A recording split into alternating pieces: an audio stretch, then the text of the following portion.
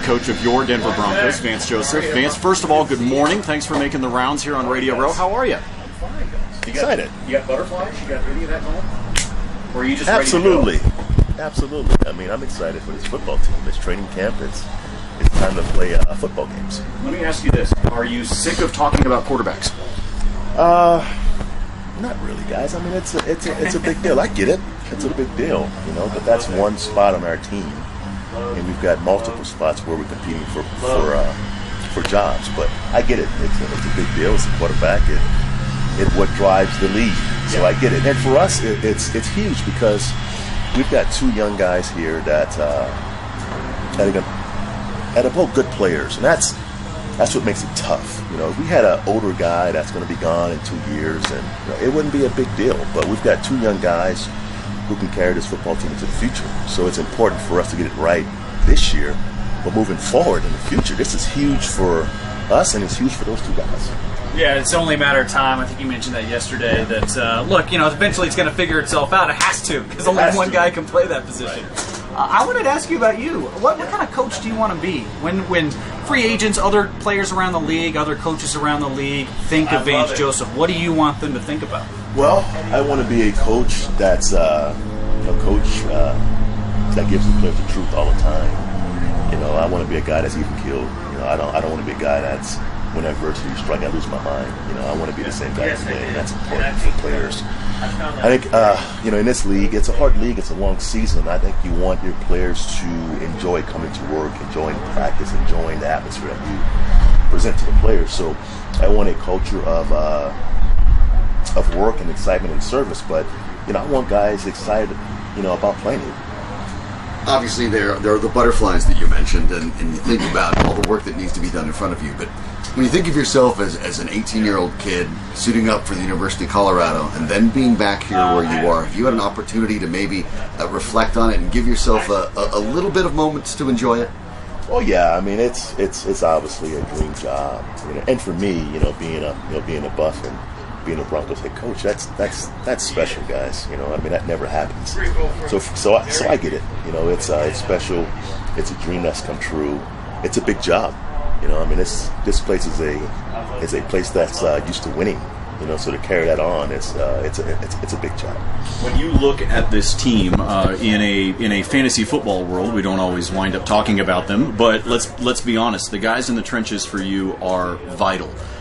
Especially on the offensive side, and you have addressed it. John Elway has addressed it. A lot of critics like us that sit here and don't have to actually go out there and do anything have criticized it. Talk to me about the offensive line, a move that was made yesterday with a trade. Tell me where you feel this offensive line sits and what you're going to be looking for, especially here over the course of, say, the first 4 or 5 practices. Right. Well, we want an offensive line that's a tough-minded group that can take over a game.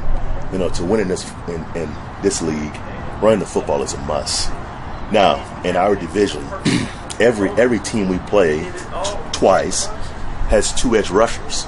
So acquiring tackles was key for us. So drafting Bowles, number 1, to block the speed rushers in San Diego and Oakland, and Kansas City. That's critical, and Menelik Watson, that's a big athletic guy who can block speed inside with Leary.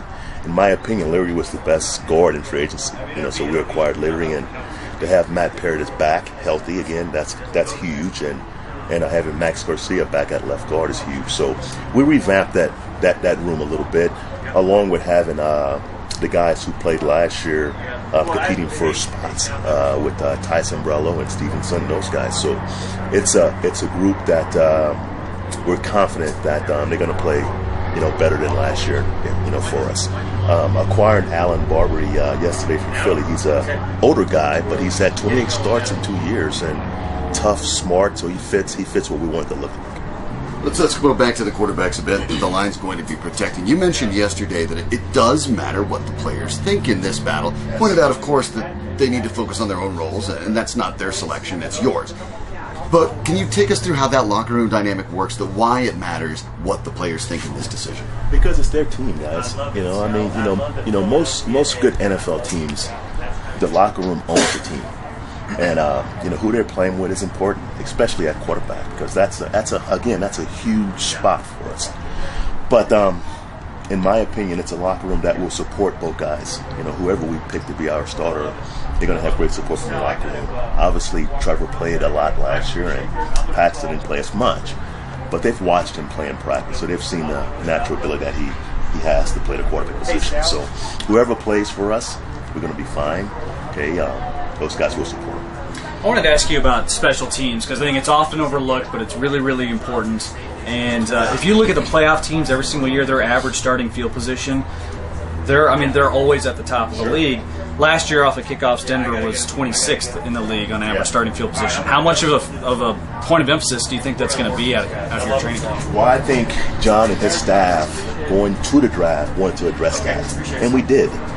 Isaiah McKenzie is a big-time punt return guy with great ball skills, with great quickness, with great vision.